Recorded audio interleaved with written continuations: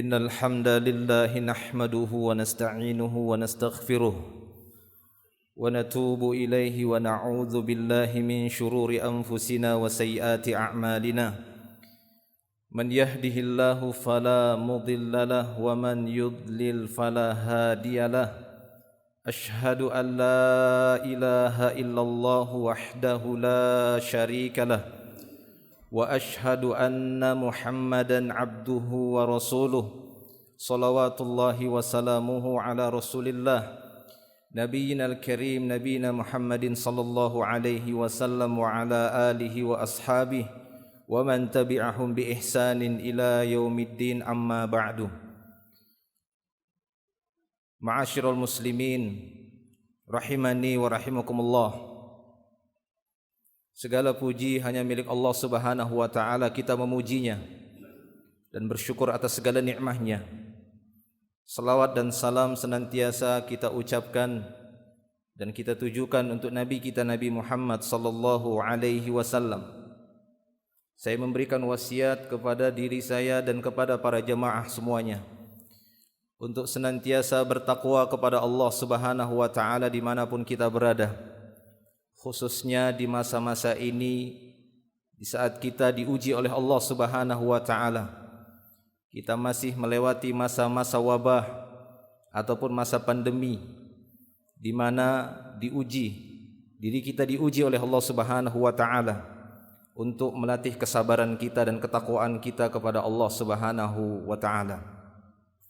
Saudara-saudaraku kaum muslimin yang dimuliakan oleh Allah Subhanahu wa taala, bahwasanya seorang hamba yang benar-benar beriman kepada Allah Subhanahu wa taala berusaha untuk mendekatkan diri kepada Allah, berusaha untuk mengenal Rabb-Nya, ma'rifatul abdi rabbah. Terutama di masa-masa ketika seorang itu menghadapi masa syiddah, ini masa-masa kesulitan, masa-masa di mana dia mendapatkan ujian-ujian yang cukup berat. Akan tetapi di sana Nabi sallallahu alaihi wasallam memberikan kepada kita sebuah solusi agar kita senantiasa dikenal oleh Allah sekalipun kita sedang menghadapi masa-masa sulit, masa-masa syiddah. Kata Nabi sallallahu alaihi wasallam dalam hadisnya, "Ta'arraf ila Allah fir rakha, ya'rifka fi syiddah." Kata Nabi kita sallallahu alaihi wasallam, kenalilah Allah Subhanahu wa taala di masa rakha, di masa-masa senang, di masa-masa lapang. Ya'rifka fi syiddah, niscaya Allah Subhanahu wa taala akan mengenali kalian di saat kalian mengalami syiddah, mengalami kesusahan ataupun kesulitan. Kata para ulama dalam menjelaskan hadis ini ataupun potongan hadis ini, mereka mengatakan bahwasanya ma'rifatul abdi rabbah, pengenalan seorang hamba kepada Rabb-Nya ini ada dua jenis. Ada ma'rifah ammah, ada ma'rifah khassah. Ada pengenalan seorang hamba terhadap Rabb-Nya, ma'rifah seorang hamba terhadap Rabb-Nya ada yang masih bersifat ammah, hanya masih bersifat umum. Bagaimana itu ma'rifatul abdi rabbah, ma'rifah ammah, yakni bil iqrar wat tasdiq wal iman.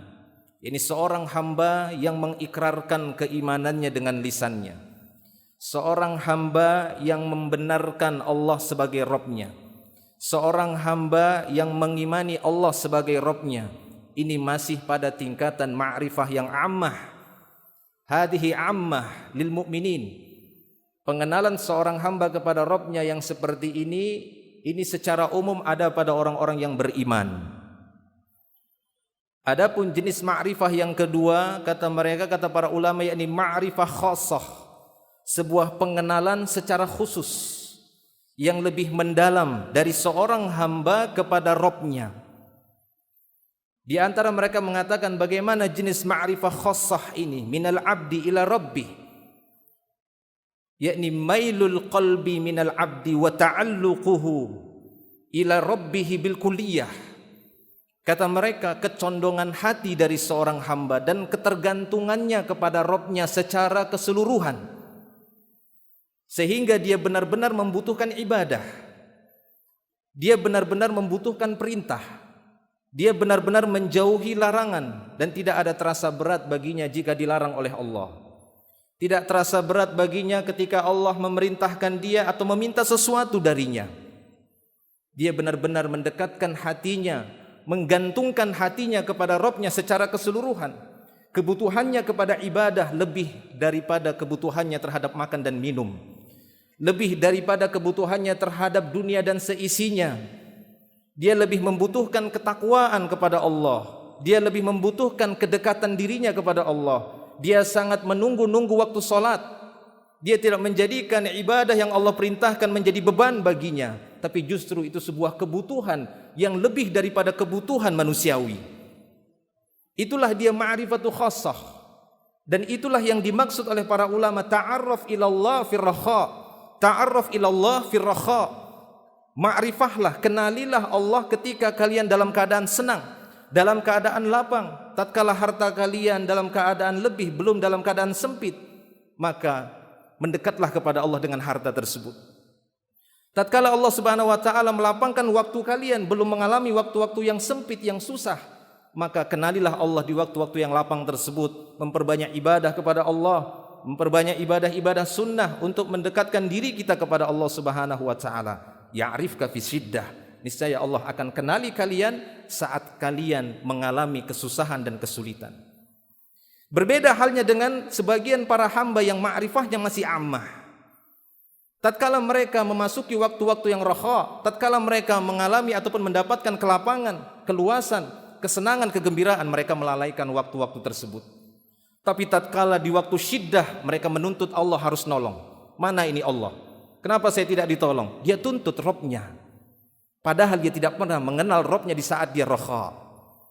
Oleh karena itu para jemaah yang Allah Subhanahu wa taala, silahkan kita memilih ma'rifah, apakah ma'rifah ammah, apakah masih pada derajat ma'rifah ammah yang ini berlaku pada seluruh mukmin, yaitu pengakuan, pembenaran dan keimanan. Akan tetapi ma'rifah yang khassah, inilah bagi orang-orang yang beriman yang khusus, yang benar-benar sangat membutuhkan ibadah, membutuhkan perintah, bahkan terasa berat baginya jika ada sesuatu dari perintah Allah yang dia lalaikan. Terasa berat baginya kalau ada sesuatu larangan Allah yang dia langgar, maka dia segera dan cepat kembali ke jalan Allah untuk taubat kepada Allah Subhanahu wa taala. Ini orang yang benar-benar kenal dengan Rabb-nya. Aqulu qauli hadza astaghfirullah li wa lakum wa lisairil muslimin. Innallaha ghafurur rahim fa'tabiru ya ulil albab.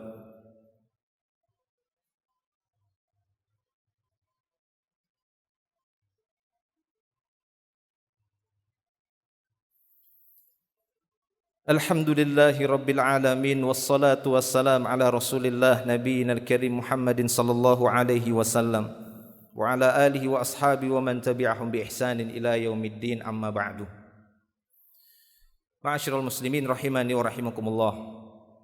Di dalam sebuah hadis diriwayatkan oleh Imam At-Tirmidzi, Nabi sallallahu alaihi wasallam bersabda, khaslatani la yajtami'ani fi munafiqin.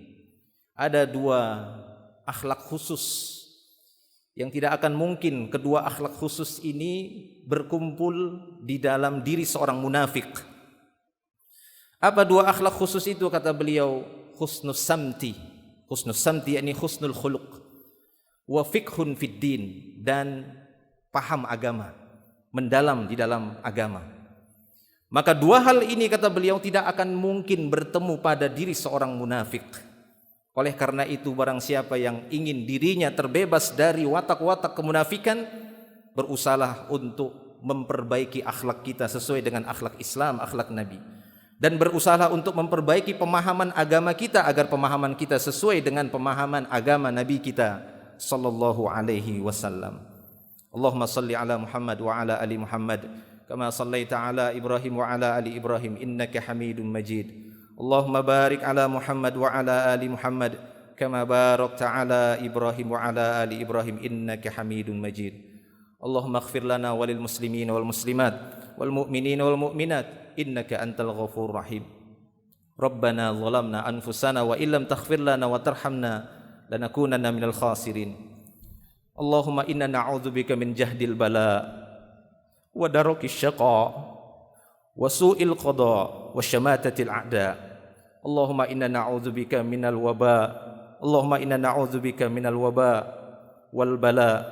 Allahumma rfa'anna hadzal waba. Allahumma rfa'na hadzal waba. Rabbana la tuzigh qulubana ba'da idh hadaitana wa hab lana min ladunka rahmah innaka antal wahhab. Rabbana atina fid dunya hasanah wa fil akhirati hasanah wa qina adzabannar. Wa sallallahu wasallam ala nabiyyina Muhammadin wa ala alihi wa sahbihi ajma'in. Akhiru da'wana alhamdulillahi rabbil alamin. Aqimus shalah.